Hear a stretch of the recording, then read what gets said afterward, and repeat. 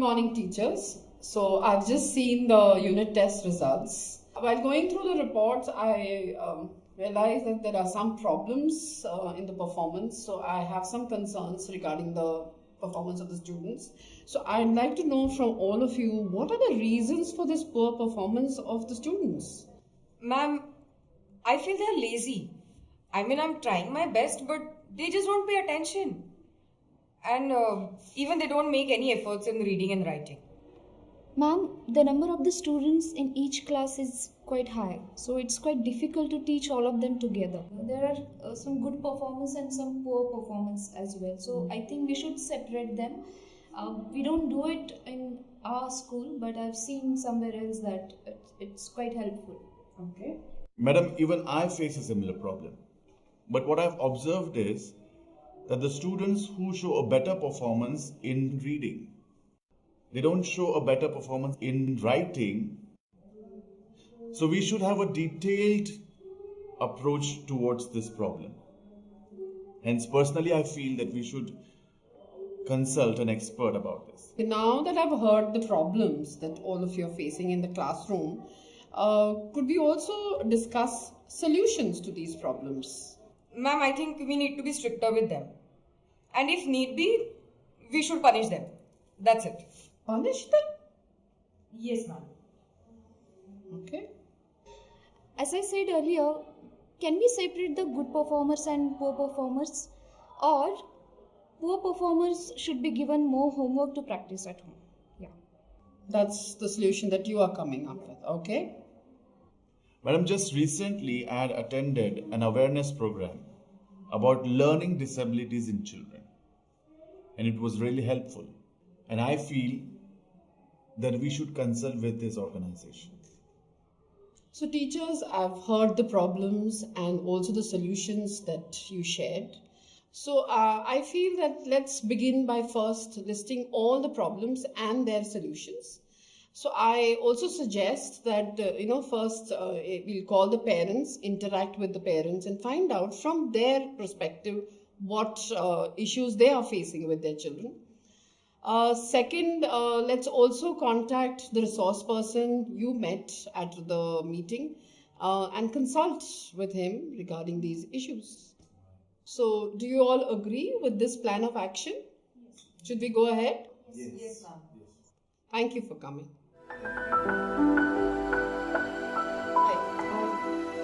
Girish attended one of our programs recently and he asked me to stop by and talk with you. Yes, he mentioned that in one of our meetings. So we run, let me give you a little bit of background about our organization.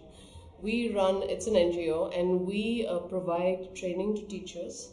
That's one of our programs. And then we also provide direct remedial services to children who may have learning disabilities or ADHD and other associated behaviors. Okay, so you know what, our unit test results are out, and the issues that we have seen in the results is that the children are not performing well. They are doing well in reading, but they're performing very poorly in writing.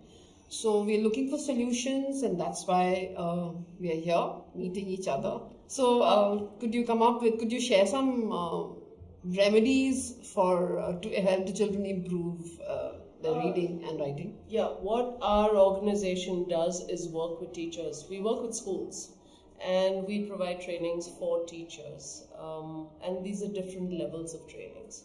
So we provide awareness trainings for teachers who don't know anything about learning disabilities and associated disorders. We also provide some workshop modules. Depending on your time available for your faculty, we could design a program, which could be a day, it could be more than a day, to provide some, a truncated teacher training program or just something beyond that. It depends on time available for your staff. So we're also interested in involving teachers in the teacher training program. So I wanted to know whether the teachers should be coming there to your organization for the program, or is it possible for you to send some resource people to our school for the teacher training? Actually, we are going to be running a day-long workshop very shortly, and I would suggest that the best option for your teachers, from what you've described, is that they come and attend that. If they come and get the overview or the orientation of, it's an orientation of our main teachers training program. So they can attend that at the outset, and then if they need further information and further training, we could work something out.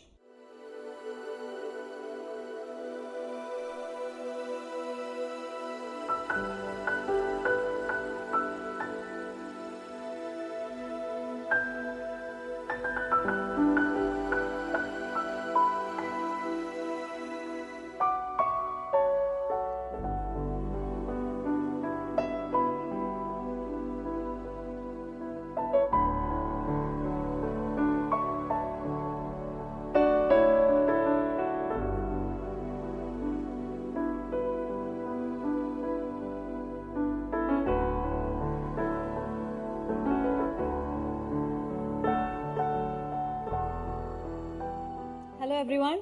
Today we're going to talk about specific learning disorders. It is abbreviated as SLD. Let's understand this term. It's a much talked about term. Slowly as we understand this concept, what are we going to learn? We're going to learn about first its definition. We're going to learn its causes.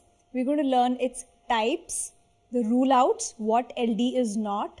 And we're going to learn about ADHD, and then what about remediation. So let's go further and understand what is LD. Let's go to its exact definition. The DSM, that is the Diagnostic Statistical Manual 5, defines LD as having persistent difficulties in reading, writing and math. School-going children usually have trouble in the academic performance of reading, writing, arithmetic and its reasoning. How does it look like? Usually they have slow reading rate, the fluency is pretty slow, and they have difficulty understanding certain concepts. It has also been said that it happens more in males than in females. Let's understand what leads to LD. There is no specific reason or cause that experts have been identified, but there are few possible factors where experts say that maybe it runs in the families, LD is in the heredity. So usually when we take a case history with the parents, we do ask parents whether you had any problem as father and mother. In your school days, did you have any problem? Yes, we ask them that because they say it runs in the families. Second most possible factors is problems during pregnancy. One has to understand that inappropriate nutrition, any kind of a brain injury, any kind of an emotional trauma, at the mother's age may lead to LD. I wanted to make it really clear for you that these are just possible factors. One more thing which I would like to highlight more about is LD is not caused by any kind of economic disadvantage. So one has to be very clear that there is no known medicine for LD and a lifelong and a persistent condition. Let's understand how can you identify learning disabilities or learning disorders at an early age.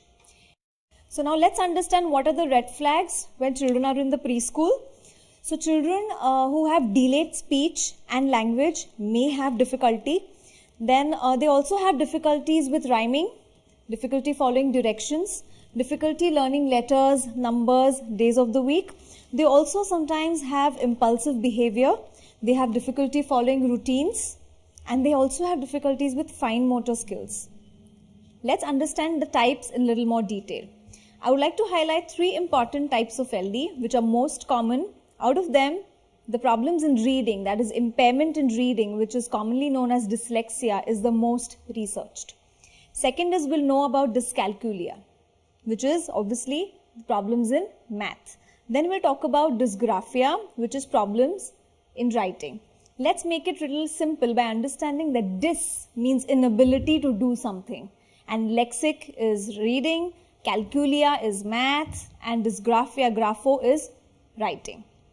As slowly we understand these terms, there are children who have more than one problem. So let's understand what LD is not. Those are few rule outs which I would like to discuss about. First is intellectual disabilities. For example, children having a borderline intelligence or below that.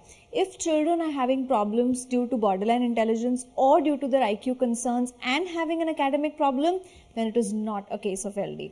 Secondly, if a child is having a visual and a hearing impairment, because of which he is struggling in his academics, then the problem is not that he is having an LD, the problem is with his visual and hearing. That has to be ruled out first. One more important thing which I would like to personally highlight is about language differences and lack of adequate instructions. If a child is not exposed to appropriate English, or if a child is not given adequate instructions at a very early age, and because of which he is making problems in academics, then it may not be again a case of LD. In India, there are incidences where most of the children have language difficulties rather than pure LD. So we need to be very careful while identifying a case of LD. Of course, professionals do take care of all these rule outs. So as we are understanding LD and we got some rule outs, there is one disorder which we need to pay attention to, and it may occur along with LD.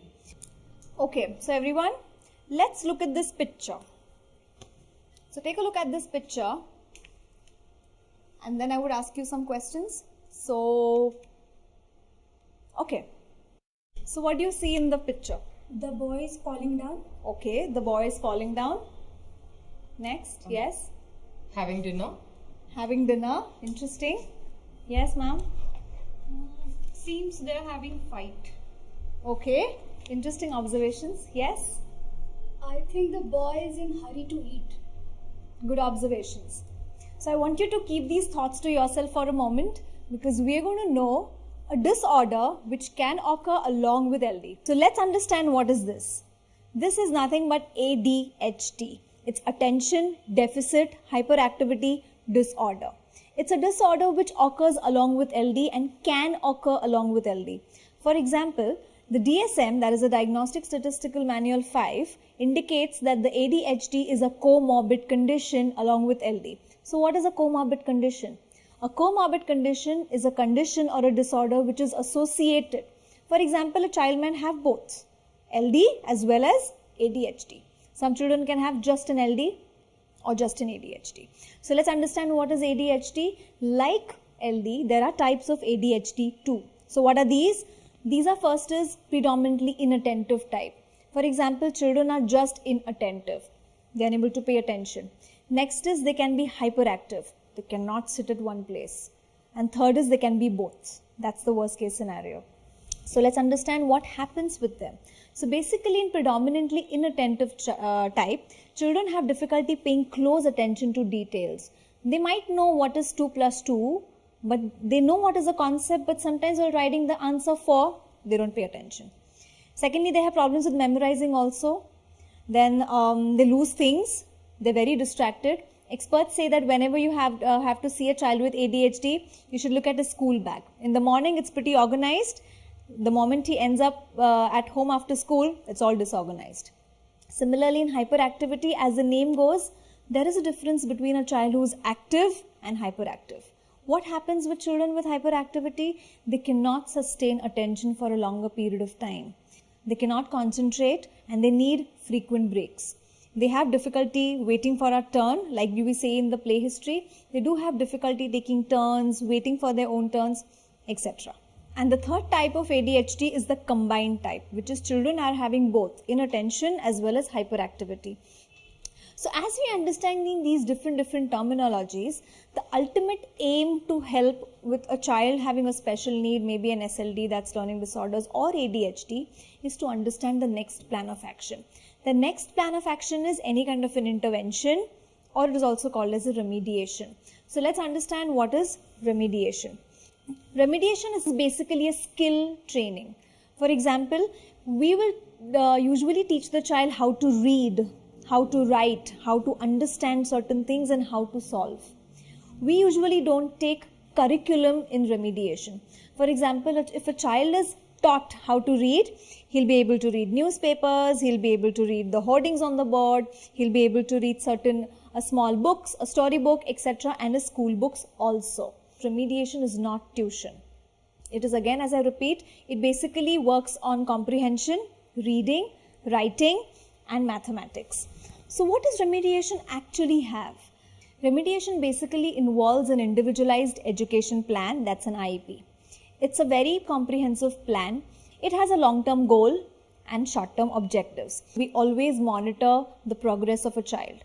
The progress is monitored by various tools, whether they're formal or informal. If there is a case like this where after consistent remediation, maybe for a year or so, if the child is not showing any kind of an improvement, then there has to be a red alert. This may be a child having learning disorders. So there are some concessions given by the Government of India which we would like specifically to highlight, and those are concessions given only after the child is certified by a civil hospital, that is by a government hospital, on a prescribed format. The child is being assessed as per the procedures and then the child is given a certificate. So there are concessions given by the board. I would like to highlight few. For example, they are given 20 grace marks. They're given calculators. They're given extra time to complete the paper. If the paper is for 3 hours, then they are given 45 minutes of extra. There are some concessions where the child is exempted from certain languages. Children with LD often have problems, specifically having a child with dysgraphia. He may have problems with diagrams and drawing tables. So these are exempted from the board. So these are the concessions given by the government. It's important for us to understand that everybody is a genius, but if you judge a fish by its ability to climb a tree, it will live its whole life believing that it is stupid.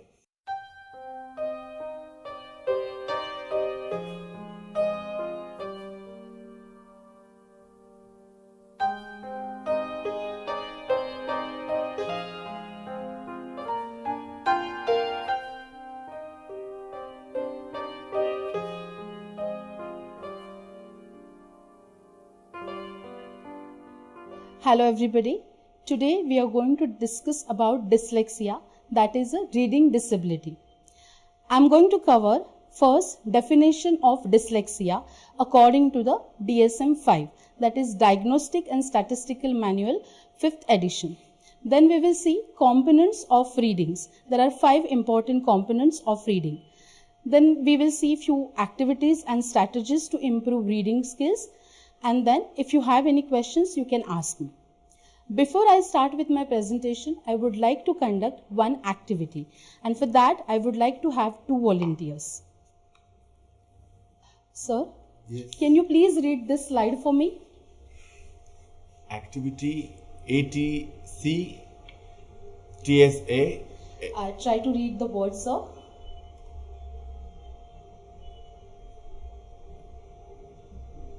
Okay, try next one. I cannot read. Okay, I Any will of just them. give a clue. First word is cat. Sat. Yes. Next Hat. word. Yes. Pen. Very good. She. Okay, she is a girl. Girl. Yes. And what is the next? I can't see The black cat is. I can't. this. Okay. Okay. Sitting. The black cat is sitting on the chair. Okay. Yes. Now I would like to have next volunteer. Ma'am, you please. Yeah. Can you please read this slide for me? Yeah, it's cat, sat, hat, pen. She's a girl. The black cat is sitting on the chair. Excellent. Sir, can you please share your experience with us? What was your experience when you were reading that slide?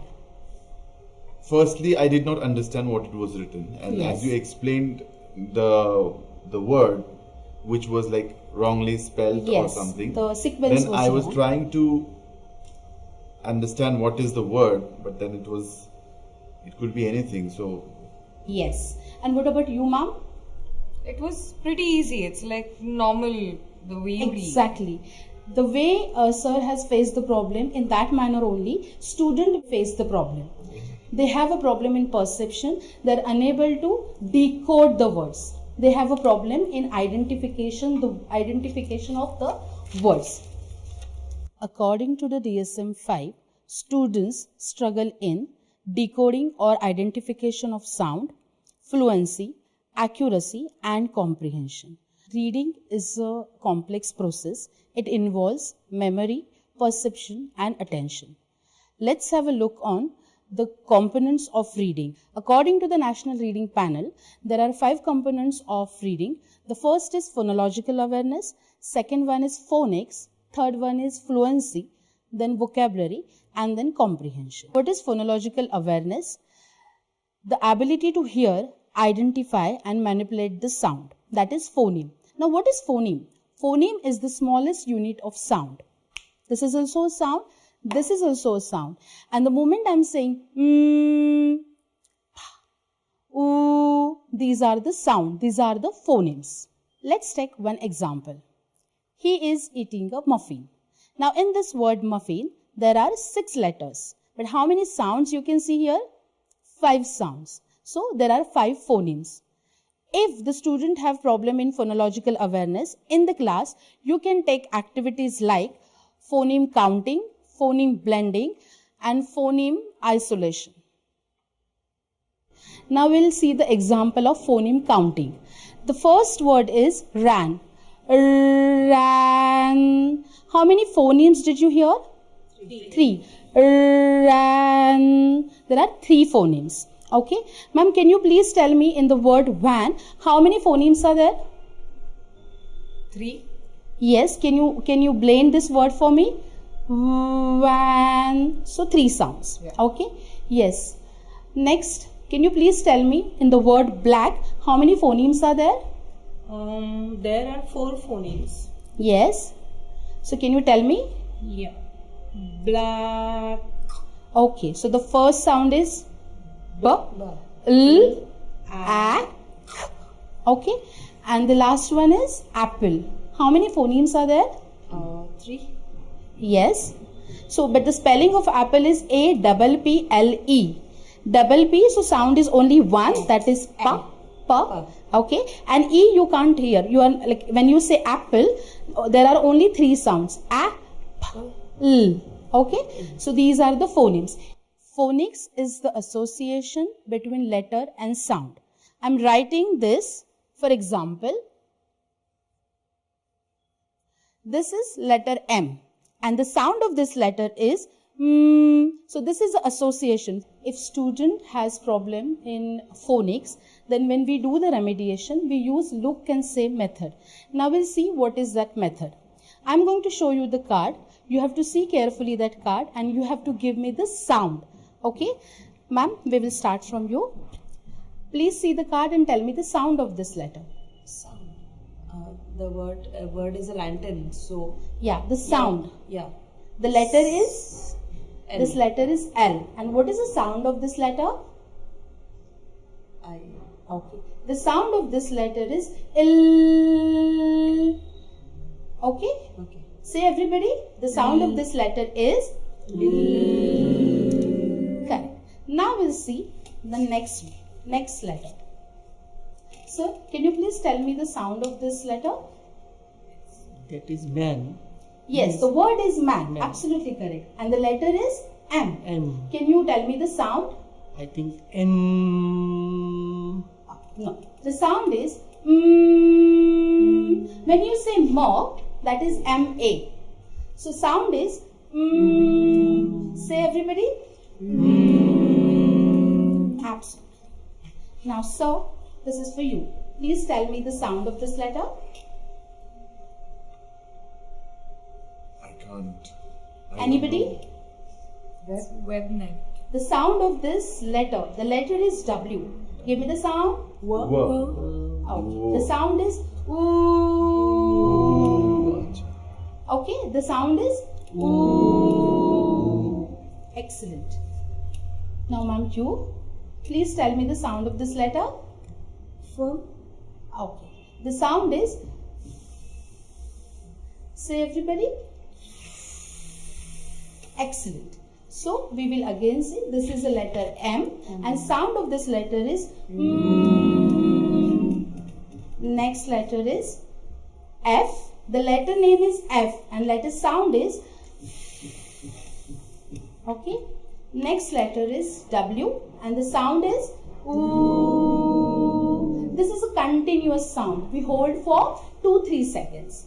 So if students have a problem in phonics, then in remediation we use this method, look and say method, and try to improve their phonics. The third component of reading is fluency. Fluency is not only reading with speed. Fluency is about expressions, fluency is about accuracy, and fluency means better understanding. So if the students they face the problem in the fluency, you can take these activities in your class. The first activity is echo reading. Now what is this echo reading? You all are doing in your class. Like first as a teacher you are reading the text, and after you the students are repeating what you are saying. So that is echo reading. And the next activity is about the choral reading. Now what is this choral reading? Together the whole class is reading the text. It's like a group activity, it's like a group reading, and this is a choral reading. So these are the two strategies you can use in your class. Now let's see the fourth component of reading, that is vocabulary. Vocabulary is all about the words. There are 4 types of vocabulary. First, reading vocabulary, then writing vocabulary, then speaking vocabulary, and then the listening vocabulary. If the student has problem in vocabulary, then these are few strategies you can use in your class. Let's see the strategies. Now the first strategy is use of dictionary. You should teach the students how to use the dictionary. For primary and pre-primary, you can use the picture dictionaries, and for higher grades, the dictionary. Now next strategy is about reading book aloud. This is a very good strategy. Only thing is what you have to do, you have to take individually, because if the student have difficulty, they will not be comfortable reading loudly. Now next is illustration of the words. For example, I want to teach the word mango. I will show the mango, what is the color of mango, what is the taste of mango, and in which season mango is available. The last component of reading is comprehension. Comprehension means understanding the text. If the student have difficulty in comprehension, these are few strategies, evidence-based strategies you can use for the students. The first strategy is about the click and clunk. The next one is partner retail, and the last one is connection to self, word and text. Now let's see what is click and clunk. Prithvi, today for reading I am going to teach you a strategy. It is named as click and clunk.